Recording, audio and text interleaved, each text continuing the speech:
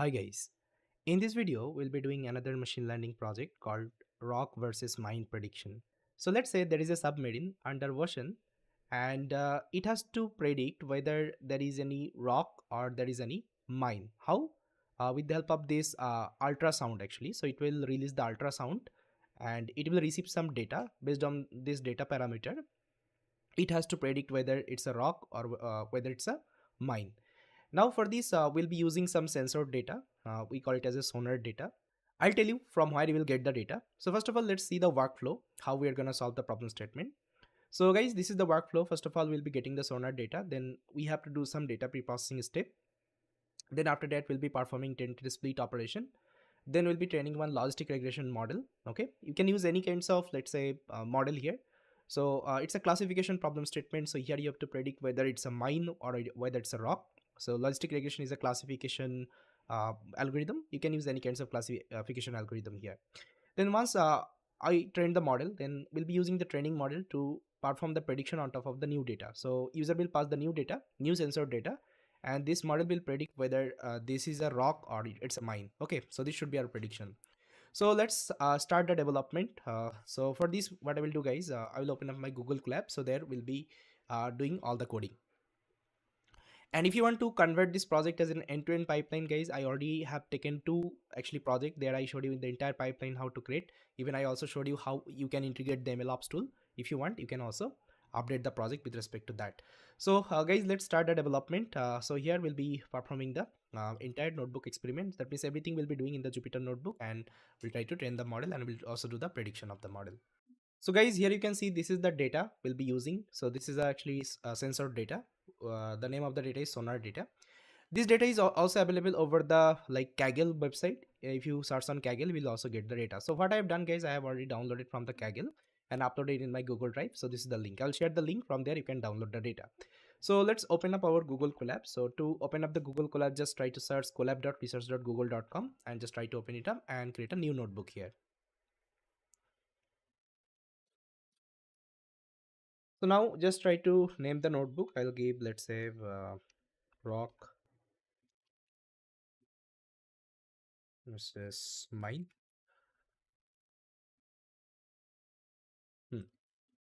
So now let's connect the notebook. So after that, what we have to do guys, we have to upload our data. Just try to click on upload button, and this is the data. Let's upload it here. So you have to download it guys first of all, then you have to upload it here. So let me import some necessary libraries. So I'm going to import numpy as np. Then I need pandas. From pandas as pd, and I also need tentative split to perform the tentative split operation from sklearn. So sklearn dot model selection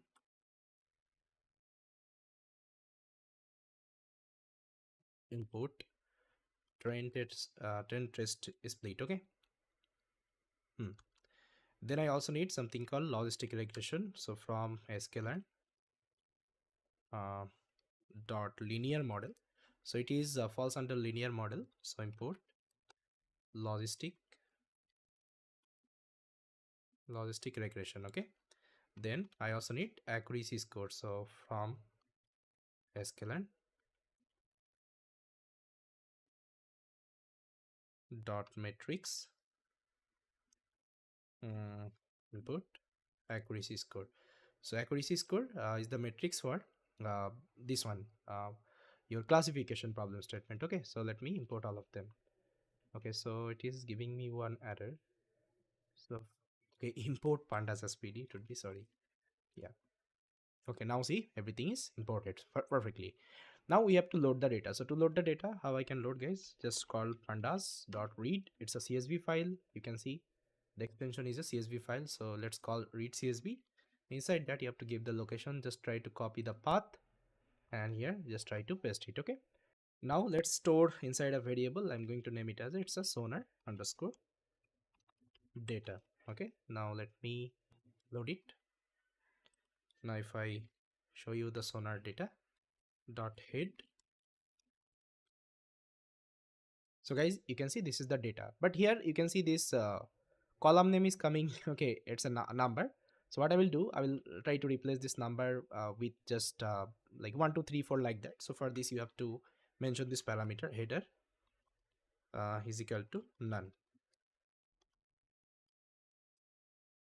So now if I show you, see now actually it is now readable. Okay, now you can see it is having 60 column. Okay, 60 column, and the last column is the target column. So here R means it's a rock, and you will see M means it's a mine. Okay, and these are some sensor data actually I have. So based on that we have to predict that particular let's say object. Okay, so now if you want to see the like how many let's say record you have here, so you can simply write this code. So sonar data dot shape, so this will print the number of record you have. So here you have 208 rows and 68 61 actually columns, because it is starting from 0, that's why 61 columns are there. Okay, and if you want to see the statistical analysis, so you can just write describe sonar data dot describe.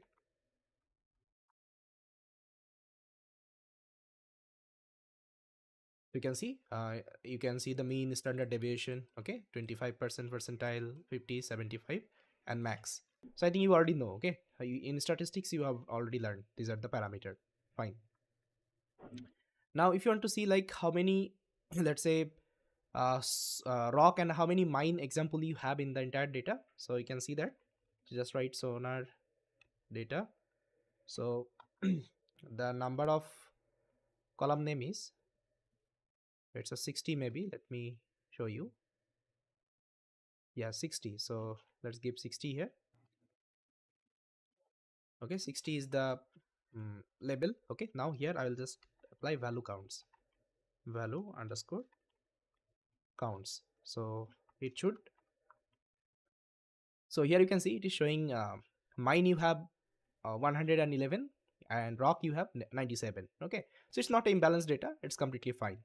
So here M means it's a mine, R means it's a rock, guys. Okay, remember.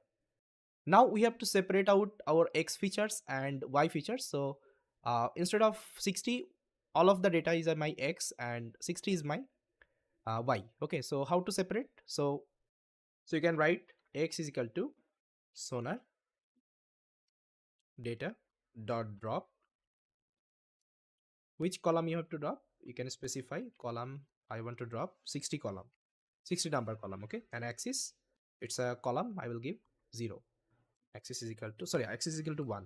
Okay, so this will give me the X, and if I want to take the Y, so Y is equal to sonar I'll take the 60. Okay, this one. Now if I execute, now if I show you my X, so this is my X, that means all the sensor data, and this is my Y, that means my target column. Okay, now we can apply the test split operation. So this is the code you can apply. So here I'm using test split function. Inside that I'm giving my X data and Y data, and test size I'm specifying. I need actually 10% data for my testing and 90% data for my training example. Okay, and stratify Y I have given because you can see this is the it's an English character. Okay, so whenever you will give this data to the model, so it will convert to the number. Okay, then random state is equal to 1, and it will store your X data, Y test data, sorry, X train data, Y X train test data, Y train data, and Y test data. So let me execute. Now if you want to see the shape,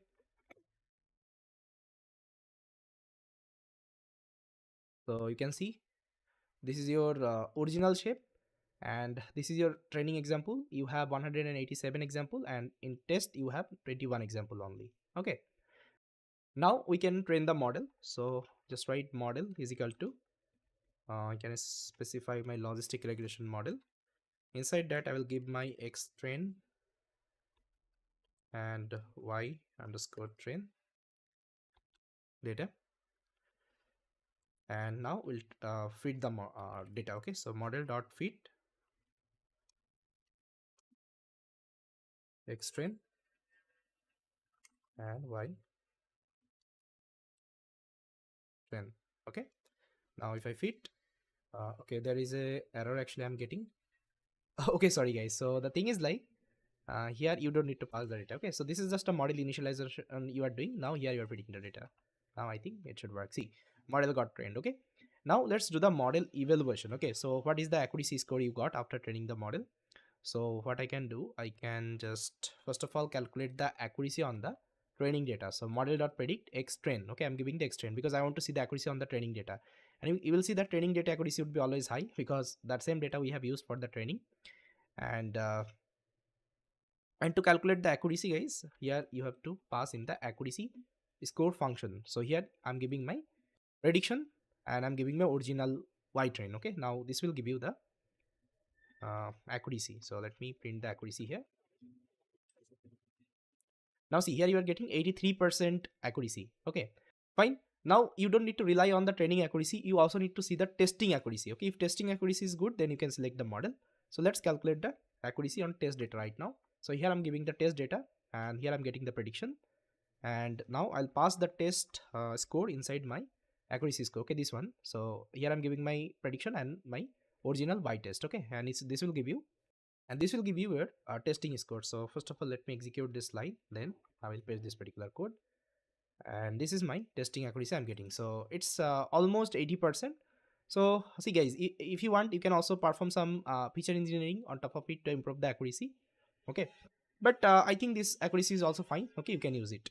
Now let's do one prediction on top of my new data. Okay, so what I will do, I will make a new data.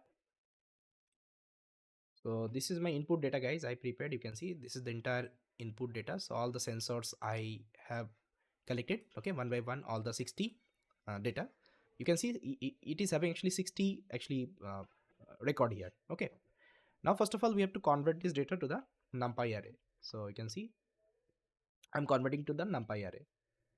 Then after that I have to reshape it. Okay, because here I only have one record, that's why I have to give 1 minus 1. Okay, so it will reshape the data.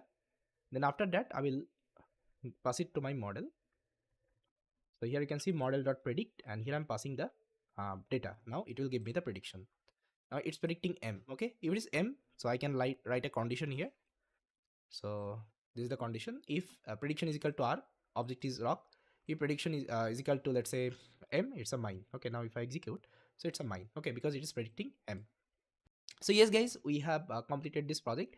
Now if you want, you can also improve the project. You can also add some more feature engineering technique, and if you want to convert it to the end-to-end pipeline, guys, I already shared the template with you. The same template you can use. Okay, I'm not going to show you again and again the same implementation, and you can deploy this project also. Okay, and I also showed you how we can create the user interface of your application. If you want, you can also create it. So yes guys, this is the project. In the next video we'll be creating another project. Okay, so that's how you will be getting lots of project idea, and this project you can mention in your resume as well. Okay, so with that guys, thank you so much for watching this video, and I will see you next time.